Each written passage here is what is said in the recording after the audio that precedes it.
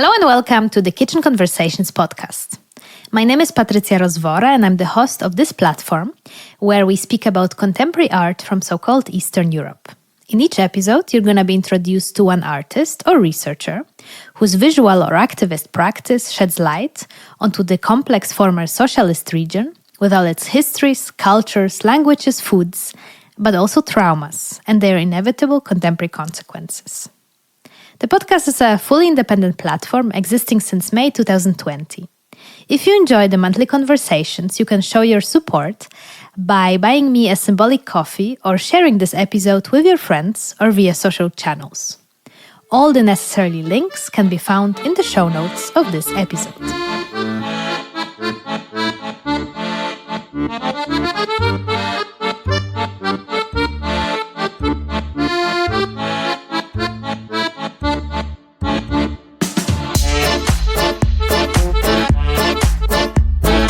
Hello and welcome to another episode of Kitchen Conversations. Happy to have you back and a warm welcome to all those listening for the first time. As many of you have probably heard, in October 2023, so last year, we had parliamentary elections in Poland. And as a result, the ultra-conservative party PiS, Law and Justice, that was basically running the country for the past 8 years, lost power and got replaced by a coalition of 3 opposition parties, a civic coalition with Donald Tusk as the head and prime minister of Poland, the Third Way, and the left. Today on the podcast, I want to talk with my guest about a topic that was on the international media since I left Poland in 2013, namely the rights of women and those identifying as such. During the past decade, the rights of women living in Poland got compromised and violated, but also became part of the election game last year for the opposition. A lot of promises of change have been made, and today you will find out what actually improved and what still needs to be done. For this conversation, I could not imagine a better guest than Krystyna Kacpura, the chairwoman of FEDERA, one of the biggest and most important foundations for women's rights, active in Poland since the 90s. Welcome and thank you for the invitation. I'm located in Warsaw right now, and this is an extremely difficult day because we are one day before the reading of a draft law on liberalization of abortion. So many questions from journalists from all over the world. My name is Krystyna Kacpura. I have been working with FEDERA from the very beginning, so it is over 30 years. And I hold the position of president of Foundation for Women and Family Planning. This is the only organization working for so long time and working of regaining reproductive rights for women in Poland. The FEDERA was established in 1992 as the response for the politicians who decided to make the law much more restrictive in Poland. We had before 1993 very good law compared to the European countries right now, but not in this time. So we had women from Germany, France, Netherlands, Norway, and Sweden to get access to legal abortion in Poland. And now it definitely changed. They helped us. Some of them from the older generation, they remember this situation where we were helpful for them. So right now, they just want to repay this. How it happened? After the economic transformation in 1989, the first issue which was touched were women's rights. We won the democracy, but women paid for this. It was the kind of repay for the Polish Catholic Church for its engagement into the transformation, into the supporting of solidarity movement. And the church still wanted to be a power, a political power. So they just demanded from politicians to change the abortion law in Poland. Can you No. briefly tell like how the laws looked during the state socialism times, so before 89 in Poland? Yes, abortion was allowed in public hospitals up to 12 weeks of pregnancy. As I said, it was the law very similar to these laws in many Western European countries, not Western, but in many European countries right now. Today. And we organized a referendum and collected 1.5 million signatures, but these signatures were totally neglected by politicians. The first draft law were really on a total ban of abortion. But after long discussions in 1993, they showed us the law called compromise. But it was the compromise without the participation of women. The compromise between politicians and Catholic Church. So the abortion was legal only in 3 narrow exceptions: when there is a danger for a woman's health or life, in the case of fetal impairments, and when pregnancy resulted from criminal activity, for example, from rapes.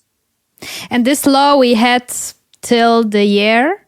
In 2022, regressive parliamentarians from the ruling party, Law and Justice, they directed a question to the Constitutional Tribunal if this exception for abortion is agreeable with Polish constitution or not. This was fetal impairment. And of course, Constitutional Tribunal answered that not. So this exception was excluded. And this is still real tragedy for Polish women, because 98% of legal abortion were performed because of fetal illnesses, lethal illnesses, all kinds of impairments. It's very nice how you pointed all this out. I think it's great for those who just hear from the media some news from Poland. I think it's all a bit unclear, and it's good to really know the laws and how the history developed. And of course, FEDERA was always there, as you say, since 30 years, and you were working there. Can you maybe tell from the everyday work of FEDERA, what exactly are you doing in supporting and helping women, and not only women, but people who require access to reproductive health services? First of all, I would like to tell that this law, even before 2022, was much more restrictive in practice than on paper.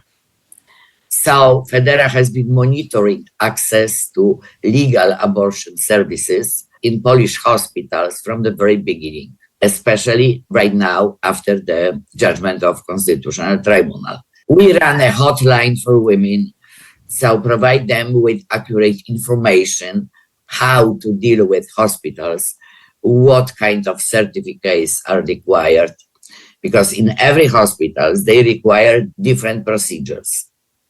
So in one, they require one certificate, in another, they require 2 certificates, or the certificate from the 2 or 3 doctors. So it's different from hospital to hospital. So first of all, we educate, we inform, we advocate, and we monitor. So we check hospitals, we made a map of hospitals in which abortion is available for women. We also monitor access to contraception, which is, Poland takes last place in access to modern contraceptive methods. Emergency contraception is still only with prescription. 48-hour after pill, right? Yeah. It's day after pill. As I said, we educate people. We have a group of sex educators. This is a Ponton group. We organize workshops for youth, adolescents, and parents as well, because we are asked for this. Our publications are shared in all over the country, because we are the only one who just prepare publications on sexuality, consent to sex, sexually transmitted illnesses. information for youth and adolescents, because they have information, but this is information based on knowledge from internet. So mainly, from Bordeaux pages. This is extremely difficult for them because there is no place in which they can balance this knowledge and receive the comprehensive knowledge, scientific knowledge. So we know from our hotline, because we also run hotline for adolescents, for women, and for all who require information, we know that our young generation is deprived of basic balanced knowledge on their sexuality. It's so wonderful that a foundation like yours exists. I think it's great. And when I looked at the website and the social media, you're really sharing so much. And it's, very accessible, I think, knowledge that is so important. How many people work in the foundation? We have 11 staff members, but we have many volunteers and people working as experts in our hotline. So psychologists, gynecologists, lawyers, and sex educators. It's not much because we work on national level, regional level, and international level. We are the only organization who just share information on Poland in UN institutions, human rights councils, and of course, European Parliament and Commission. And how does a foundation like yours gets funding in such conservative country till recently? We have no funding. Poland is. We have no national funding. Maybe it will change right now. We will start to seek funding from national sources. So we are sponsored by international huge foundations working on SRHR issues, sexual and reproductive health and rights, and from huge organizations working internationally on reproductive health. What is your personal interest in fighting for reproductive rights and women's rights for so many years? I have started to do something and I have to finish this. I don't know if I managed to do this during my lifetime, as I'm not young, but I still didn't finish, So still there's many things to arrange, to organize. So I can't just stop doing this. Maybe I should change my work after 10 years of activities, but I couldn't somehow. I just promised that I have to arrange this, and this, and maybe after some time I will stop, but I didn't. Yeah, I think there is still a lot to change. And as you said, tomorrow the parliament will discuss finally, after already being the new parliament, new government, being in charge already for quite some months, only now discussing, how to change and how to put forward the abortion laws. That was, of course, one of the big promises of the new coalition government. Can you speak a little about that? What will happen tomorrow in the Polish parliament? Yes, women voted for this democratic change in Poland, and they won election because of our huge participation in election, in voting. For the first time in our history, more women voted than men. It was 75% of women. And we believed, still we believe, I don't know how long, maybe it will change shortly, that we will regain our rights, that this new parliament and government will support Polish women and help them to live like European women. So right now we have 4 drafts law in Polish parliament, one from leftists, the second one from Civic Platform, and the third one from Third Way, this political party which is in coalition. And the fourth is from leftists as well. It is on decriminalization of abortion. So we hope that all these drafts law, after the first reading tomorrow in Parliament, will be voted for sending them to parliamentary committee for further proceedings. It would be the first time in our history that the draft law on abortion, on liberalization, is sent for further proceedings. So keep your fingers crossed. And indeed, on the 11th of April, the first draft law on the partial liberalization of abortion was submitted to the Parliament, and by receiving the majority of votes, the 4 abortion projects were sent to the special committee.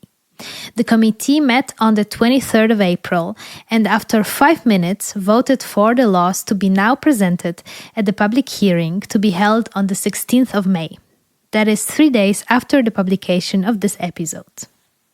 If you're interested in the political changes in Poland and how it has affected the cultural sector, but also the church and the public media, check out the short TV documentary that I have moderated for Arte Tracks East.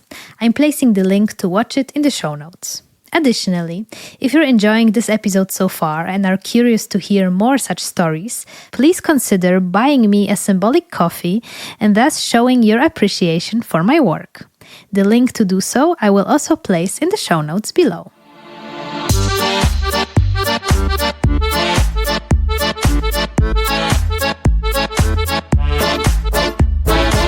And back to FEDERA and your work.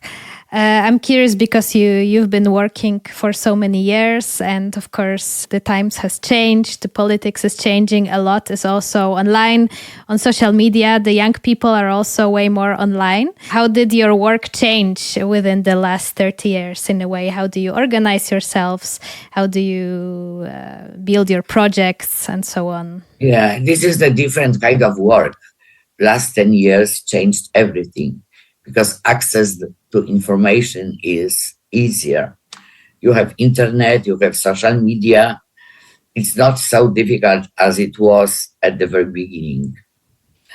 And right now, we can order pills, abortion pills, via internet, just to find, the problem is to find the accurate source, So it's much better. But the situation, generally, it's easier to work, quicker, you receive answer very shortly, but the situation didn't change. This draconian law caused the deaths of women, and we could do nothing. We protested and said that no one more, and still we collect stories, tragic stories of Polish women, these which were published. This is just the top of the mountain. There were many other very difficult cases of Polish women. That's why we arranged a special urgent hotline working during nights and weekends. And we received many, many phones. And it's very difficult to tell how many lives we saved. Perhaps at this point, it's important for those who are not familiar with why the situation is so difficult in Poland and why the access to safe abortion with medical help is so difficult. We should explain something about clausula sumienia, in English, conscious clause. Could you explain what that is and what consequences it had for the lives of many women in Poland in the past years? Gynecologists in Poland sometimes used conscientious clause. And there were the whole regions in Poland where there was no access to any reproductive health service, especially abortion. When a woman came to a hospital, she was told in the hall that not here. We have no personnel. What does it mean? It means that all staff from this hospital signed conscientious clause that they will not do abortion services. It is illegal because conscience clause can be used only by individuals, not by the whole hospitals, which are, state hospitals. So right now it changes slowly, but it changes because the Ministry of Health decided to deprive of some contracts hospitals which use conscience clause. So to be clear, if a woman needed abortion because of medical reasons, she went to a hospital and received a note from a doctor that because of consciousness, he cannot proceed with the abortion procedure. Is that correct? Yes, but the director of the hospital should give her accurate information where she can get access to legal abortion. And not only the address. He is obliged to contact the other hospital and said that he is sending the woman. And that didn't happen. Yes. In many cases. Of course. And all these rules and laws, would you say that is a big influence of the church that is still very active, working very closely with the party, with the government? This is a huge influence, maybe smaller right now, but from the very beginning, there's a huge influence because Polish politicians, they didn't believe that they can make an election or political career with no support of the church. So still, they are afraid of church and need the support of church.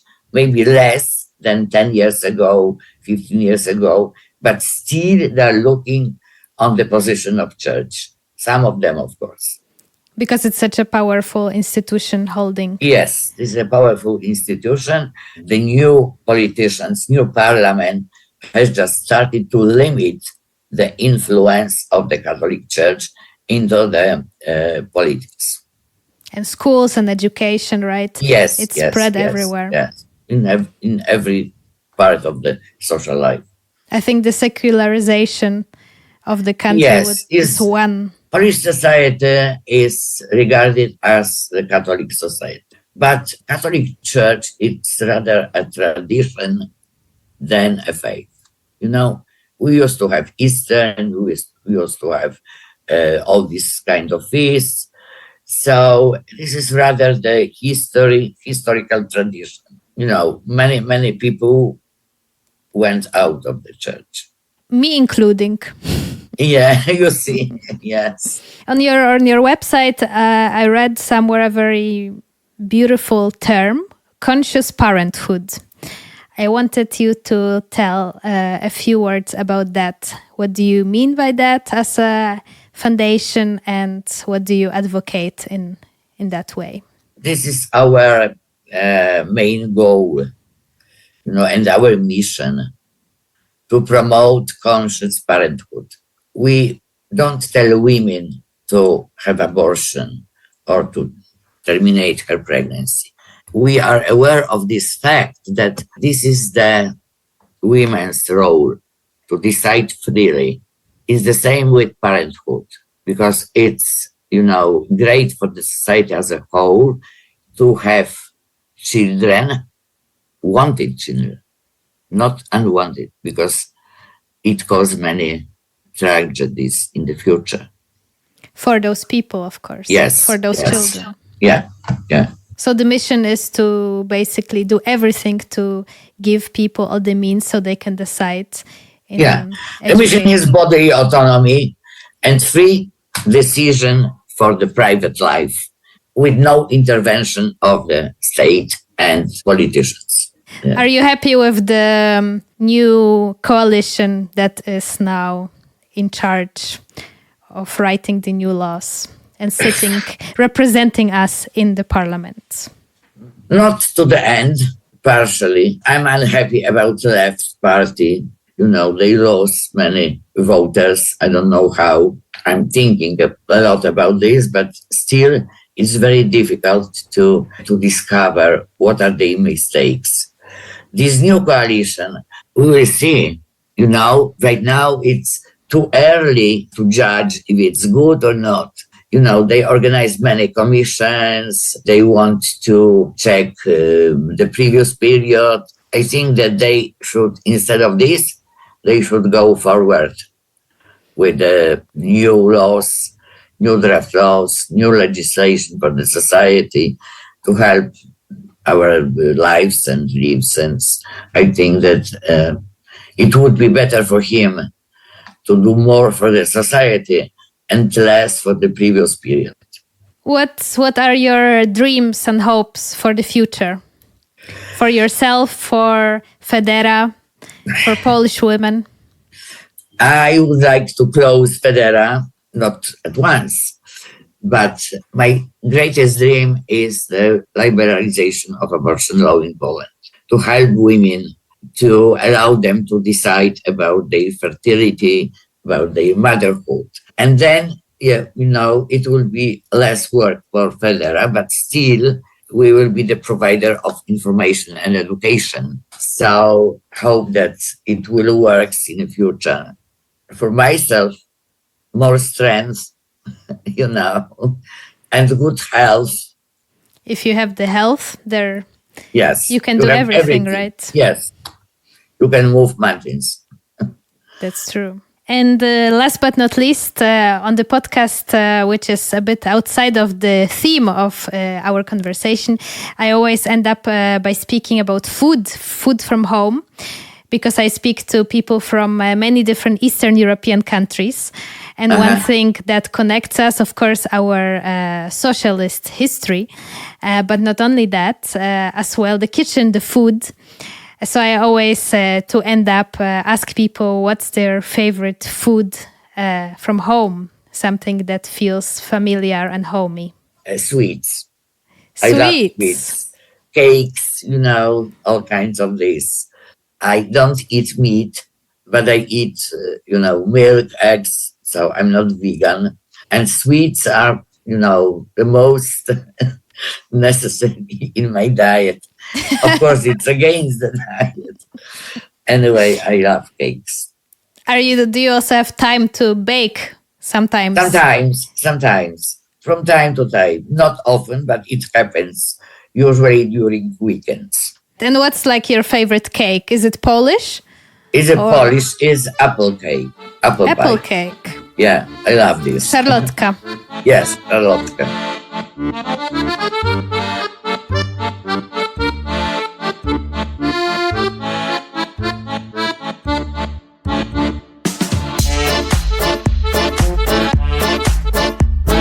And this was it for today. Thank you for reaching till the end of this episode. The next one is coming in 4 weeks, always on Monday. Please follow the podcast and leave a rating. I'm also happy to hear your feedback, so feel free to write me via Instagram or by email. All the needed info you will find in the show notes of this episode. In the meantime, take good care and we hear each other soon.